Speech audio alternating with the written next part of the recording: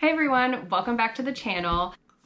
I've got a Freya with me today. If you've ever thought, I'd love to read more and I'd love to share my thoughts with others, then starting a book club might be exactly what you need. In today's video, I'm going to walk you through everything you need to know to start your own book club. From choosing the right members, picking your first book, to keeping conversations fun and engaging. Whether you're doing this with family, friends, coworkers, or even strangers online, I've got tips to help you create a book club that actually sticks. So grab a coffee, get comfy, and let's dive in.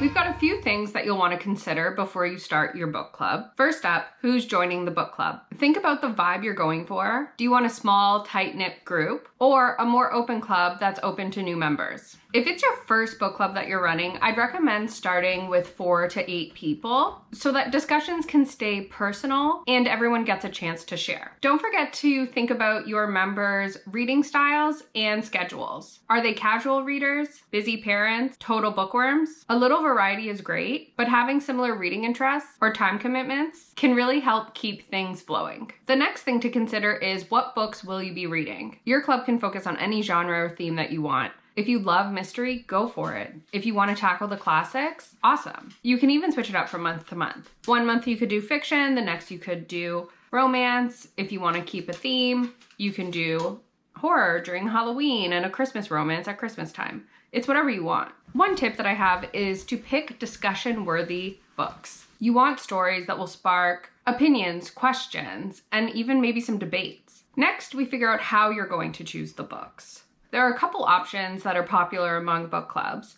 The first is that you vote as a group. Everyone suggests a title and then you vote. Simple. Another option would be that you take turns picking. Everyone kind of goes in an order and picks a book, and then once everyone's had a chance to pick, you start from the beginning again. Another option would be a curated list. This would be done by the organizer, and you could even work off of book, kind of listicles that are online, or for example, I have a book back here about book clubs that has different types of lists based on what you're interested in. If you want to do all the classics, if you want to do nonfiction, all sorts of things. Whatever method you choose that will work best for your group, you want to make sure that you're picking it before the end of your meeting. That way everyone has time to grab a copy of the book before, obviously, you go to read it for the next book club. Another option that is popular is to sometimes pick books 2 to 3 months in advance. That way people have the opportunity to place holds at the library and everyone's not having to go buy a copy of a new book every time. Now we need to talk logistics. Most book clubs meet once a month, which gives everybody plenty of time to read the book, especially those with busy schedules. Frankly, sometimes I struggle to get the book read within the month, and I'm not that busy. As for where you meet, that's totally up to you. There's a few in-person locations, like obviously your home, coffee shops, libraries, and you could even do it outside in nice weather. There's also other options like online through FaceTime, Zoom, Google Meet, Facebook, and even Discord. Virtual book clubs are super popular and can make it easy to connect with people from anywhere. Lastly, here are a few tips to keep your book club going strong. Have someone lead the discussion or rotate leaders. The way that we do it is, if it's the book you picked, you're the leader of that discussion. Respect everyone's opinions. Not everyone's going to love the book, and that's okay. Keep snacks or drinks on hand, even if it's virtual, to keep things more social and relaxed. And remember, this is about building community and having fun, so don't stress about being super formal. Some more tips to keep your book club going strong is to make sure that you're setting clear expectations. For example, what if someone DNFs? Personally, I think it's no problem. Life gets busy. I encourage members to still join, but I just think that they should make it clear that they haven't finished the book. And personally, I think that spoilers should be you should go ahead with spoilers when you're having your discussion.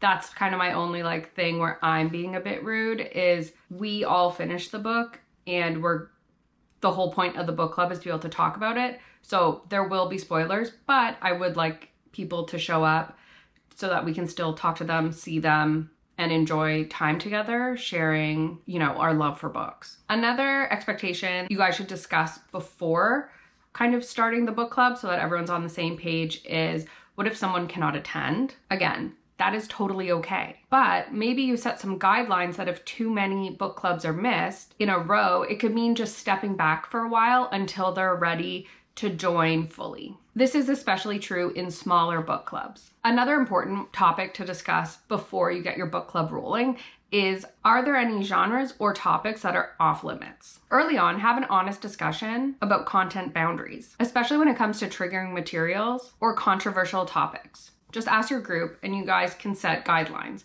And another thing that I like to do is, if I know that it can be a bit of a controversial book, I will include trigger warnings so that people have the opportunity to look at those and address their concerns right away, so that we don't start a book that could be potentially harmful to someone's mental health. And maybe every single time trigger warnings are included. It's just something that you guys would chat about before you start. Lastly, what kind of vibe do you want? Is it going to be chill and social, deep and intellectual, a mix of both? Setting this tone early avoids mismatched expectations. If none of your IRL or virtual friends are big readers, doesn't mean that you can't have or start a book club. There are other ways to join or create book clubs virtually. You can look for book clubs available on Facebook events. Check out local bookstores. They might have listed book clubs that you can join, as well as your library might have a book club that they have going that you can join. And there are apps like Fable where you can join online only book clubs based on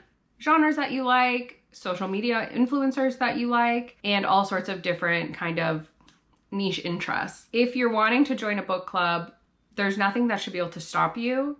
There's lots of resources available. One cool one that I saw that I was interested in joining was the Silent Book Club, I think it's called. And it's just like-minded people going to kind of a restaurant or bar, reading silently for an hour. They're not even reading the same book. And then the second hour is more social, where you get to talk to people with similar interests about the books that you're reading or other kind of, related topics. Now I'm going to talk to you about how my book club works. We started this book club in the pandemic, originally with 3 members. Kind of 2, honestly, where we and my friend were buddy reading. And then one of our other friends kind of got into her reading era and we looped her in on our buddy reads. After that, we actually started doing FaceTime videos, and it just kind of grew from there to the group of 6 that we have now, which we think is a pretty perfect number. We meet monthly, and sometimes, it's not exactly perfectly every single month. It just depends on our schedules. We like to do themed months. So, horror at Halloween, romance at Christmas time, and kind of beach cozy reads during the summer. We also take turns picking. So when we're not doing our themed reads, we have a wheel with everyone's name, and then, it gets picked. And then that person will put forth 3 book options, and we will vote based on those 3 options. Once everyone has had a turn picking, we reset the little name picker and start again. Depending who's running the book and also what the book's subject matter is, we sometimes do trivia games, BuzzFeed quizzes to determine what our signet would be, for example, when we were reading Iron Flame. Onyx Storm, sorry.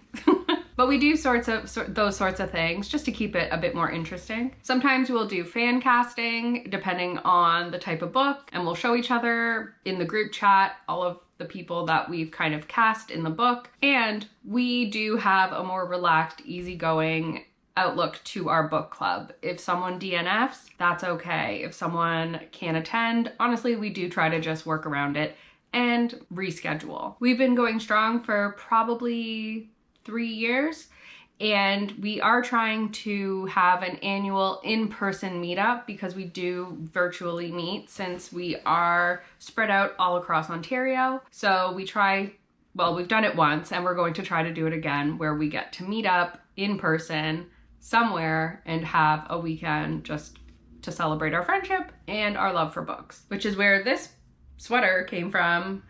Court made them. And I, as the self-appointed / maybe I was voted in, I don't know, president of procrastination. This since I'm the one who does a lot of the admin for the group. Starting a book club isn't just about reading. It's about connection. With a little planning and the right people, you'll build something really meaningful. If this helped you out, hit the like button, subscribe for more bookish content, and drop a comment. What book would you want to read first for your book club? Thanks for watching and happy reading. Goodbye.